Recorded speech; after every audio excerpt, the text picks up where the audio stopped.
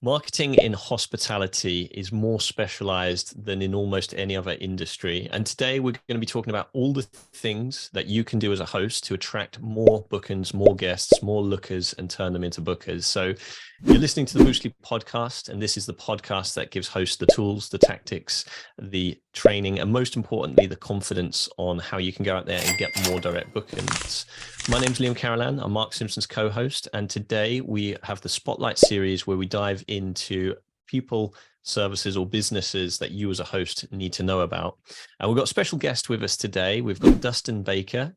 He's from www.dustinbaker.ca/host accelerator. He is an awesome influencer on YouTube. He's a marketer, and he really knows his stuff when it comes down to short-term rental marketing and tactics and tricks, which is why I'm excited to have him on today. So welcome along, Dustin. Thank you for being here. Thanks, Liam. Glad to be here. Huge fan of Boostly in general and what you guys have done for the industry. And yeah, looking forward to offering any tips and actionable advice. That's cool. This is going to be fun. So first of all, can you give yourself an introduction to yourself and your business? Yeah, for sure. So I've been in this industry for about 2 years now. I started doing a marketing agency for vacation rental hosts to get more bookings and scale their business. And then now I'm shifting into a coaching program because I'm finding that a lot of hosts are wanting to learn these strategies for themselves, especially since a lot of them can be automated to fit in with their daily routine. And yeah, that's pretty much what I've been doing for the most part.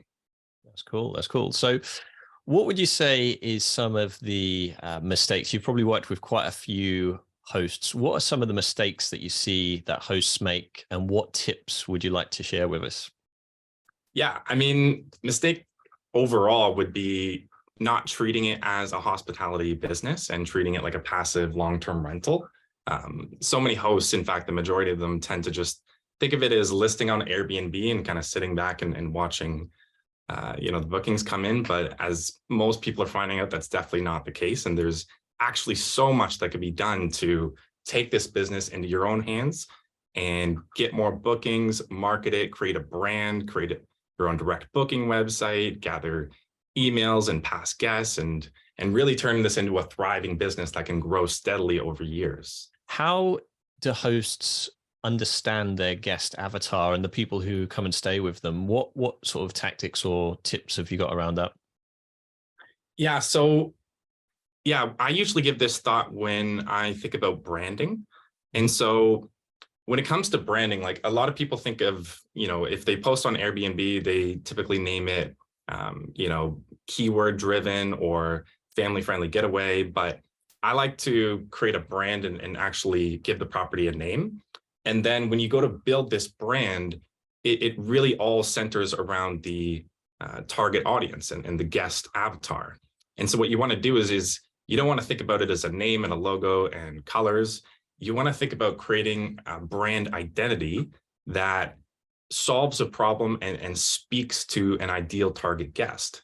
And so, for example, if you're in a beach getaway and your ideal target guest is, like a family, like a mom who loves to sit on the beach and watch their kids play, then you want to build up that brand and really understand that, who that customer is, what their pain points are, what their desires are, and then focus all of your marketing and your positioning around speaking to that guest avatar. What are some of the tech that you would suggest to hosts to be considering? I mean, I know there's a lot of different, lots of different softwares, apps, and tech out there. What tech would you recommend that hosts consider? Yeah, so one of which I'm a big fan of is Stayfi.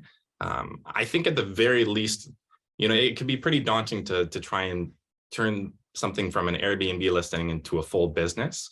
Mm-hmm. And there are a lot of different parts to it. But the first thing that any Airbnb host can be doing is at least start capturing the emails of the guests who stay at their property and then remarketing to them to try and get them to become loyal customers and come back again. And this is really a key part of the process that most people are missing, because to get a repeat guest, which is an incredibly important part of any business, you basically need two things. You need to give an incredible experience, which a lot of hosts are already working hard to do. And they're even getting reviews come back and saying, can't wait to come back and, would definitely stay here again. But the problem is life goes on, people forget about it. And so what capturing their email allows you to do is stay top of mind, remarket to them, give them promotions, and basically get your best 5 to 10% of your customers to come back and actually stay with you. And then from there, that becomes the bottom funnel foundation of your entire business, because if you're constantly getting even just 5% of your best guests to come back and stay, now you're actually growing a whole business on top of that. So everything that you do to improve the guest experience improves that. Everything you do to get more guests in and increase your demand all comes back to that growing base of repeat guests. How important is social media to, first of all, your business and also to hosts' businesses in general? Yeah, the way I look at social media is it's a limitless source of demand for any business. And, there's not a business in the world that's not trying to tap into it, because there are billions of users all on these platforms and they're there all the time. Like, that's where the attention is all going. And so the beautiful thing about social media is it allows you to funnel that attention toward your business. And all you have to do is basically just create content that people like to engage with. And for vacation rentals, that's incredibly easy because we have really wide appealing product. We have beautiful vacation homes that just photograph and are really good on video. And then we have the emotional element of being able to sell an experience and kind of speak to, people's desires that way. And so basically, to be able to funnel limitless traffic, you just have to get good at creating content that people like to engage with, and then use that to funnel that traffic, ideally toward your own direct booking website. But yeah, that could be the ultimate tool for anybody looking to increase their demand and bookings overall. What does success mean to you? And also, what does that look like for your clients? Yeah, so success for me, as far as like helping clients, is basically getting them to the point where their business is fully established. And so I like to walk it through a step-by-step process, because there's a lot that goes into it. The end result is basically having a massive stockpile of really good quality content that can be repurposed for social media, for email marketing, for website, for paid ads, promotions, and then building out all the different things. So, first optimizing the OTAs and making sure that that's the best they could be, then increasing your traffic with social media, and then moving that traffic toward a direct booking website, which, if as a marketer, if I'm sending traffic anywhere, it's going to be a direct booking website, because it's way more optimal than sending traffic to Airbnb, which a lot of people still tend to do. And then ensuring the email marketing setup so that you can do that. But basically, my goal is to set this whole system up for hosts so that it becomes this marketing system that supports their entire business and makes everything that they do way more valuable and just get a higher return on all their efforts. So everything that they do after that is basically going to just improve their success overall, get them more bookings, and hopefully scale their business so that the longer they operate, the more followers they get, the bigger their email list gets, the more repeat customers they get. Whereas for most hosts that only ever operate on Airbnb, the only thing that really increases year after year is just the review count. And so it could feel like you're just kind of spinning your wheels. But yeah, that's pretty much the thing that I aim for the most. What are some of the challenges that you've faced while growing this coaching and marketing business? Yeah, so the biggest challenge that I've run into personally is pairing pricing with marketing. So for anything that I've done in the past, it's mostly been working with fixed prices. And as you know, with vacation rentals, it's almost completely arbitrary. In fact, it's mostly governed by supply and demand. And so when you have something like that, and then all of a sudden you incorporate marketing into it, that can completely change how you price the property. And then at the same time too, if you're selling a different product and value every single time, whether it's a different day of the week or a different time of the year, and then you factor in promotions on top of that, which can increase your conversion, and like how do you factor that into the pricing? So that overall has probably been the biggest challenge in terms of coming up with a clear, refined system.